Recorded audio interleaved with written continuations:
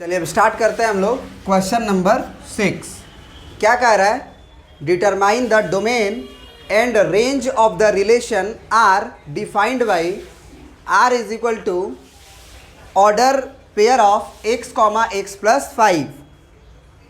जो order pair है, अगर आप यहाँ पे x रख रहे हो तो उसके जो सेकेंड एंट्री है उसको ध्यान रखना है कि वो x प्लस 5 है, लेकिन साथ ही साथ सच दैट लिखा हुआ है, कुछ ऐसा सारे नहीं। x कॉमा एक्स प्लस 5 में आप x बराबर 10, 20, 50 सब नहीं डाल सकते हो। x का वैल्यू आपको यही लेना है, माने x का वैल्यू आपको 0, 1, 2, 3, 4, 5 में से ही लेना है। तो अगर आप ये कह सकते हो कि x का वैल्यू अगर यही लिखना है तो ये तो एक रिलेशन का सेट बिल्डर फॉर्म है। सबसे पहले क्या करो, इस रिलेशन को तुम कन्वर्ट कर लो रोस्टर फॉर्म में। कैसे? तो हम कहेंगे कि जो रिलेशन जो है वो किसका किसका ऑर्डर पेयर है, तो x और कॉमा एक्स प्लस 5 का। कैसा? तो x ऐसा लेना है कि उसी में से केवल x लेना है, उससे अधिक नहीं ले सकते हैं। तो यानी कि यहाँ पे सबसे पहले हम x के जगह पे क्या पुट कर सकते हैं? 0। तो अगर x 0 पुट करेंगे तो ये क्या बन जाएगा? 5 बन जाएगा। फिर अगर हम x बराबर 1 पुट करते हैं तो एक है ना, कॉमा लगा के यहाँ पे x की जगह पे 1 पुट करेंगे तो इसमें तुरंत क्या हो जाएगा? 5 और 1 6 हो जाएगा। फिर जैसे ही हम x का वैल्यू 2 रखेंगे तो x का वैल्यू 2 रखते ही ये वैल्यू 5 और 2 7 हो जाएगा।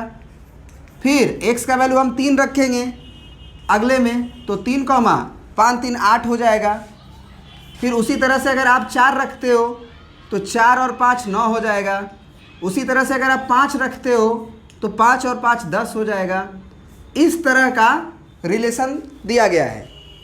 तो इसका मतलब यही होता है कि जैसे ये है ना, उसमें 5 जोड़ने से मिलना चाहिए। जैसे 1 में हम 5 जोड़ेंगे तो 6 मिल जाएगा, 2 में 5 जोड़ेंगे 7 मिल जाएगा, 3 में 5 जोड़ेंगे 8 मिल जाएगा।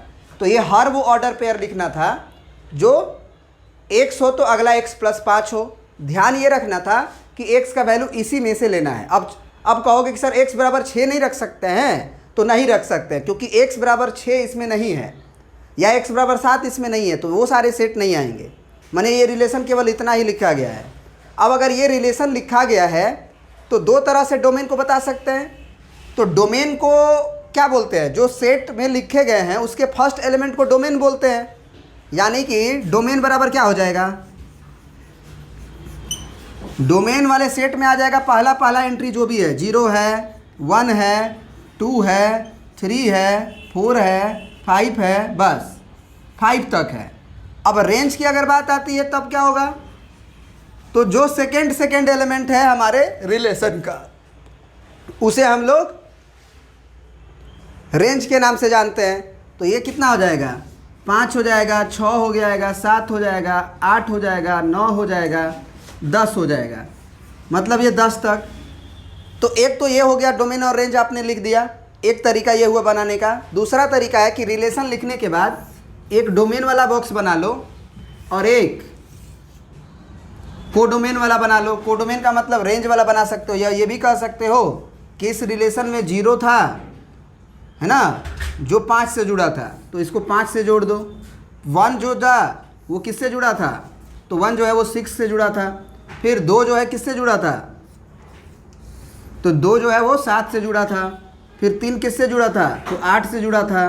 3 के बाद 4 हो गया और 5 हो गया। तो 4 किससे जुड़ा था आपका? 4 5 9 से जुड़ा था। फिर 5 किससे जुड़ा था आपका? 10 से जुड़ा था। तो इस तरह से जो जो लिंक्ड है उसको रेंज बोलते हैं। इसका कोई भी एलिमेंट छूट नहीं रहा है, सब न सब किसी न किसी से लिंक है, तो ये रेंज हो गया। डोमेन जो है इसका एलिमेंट हो गया। समझ में आ गया ना?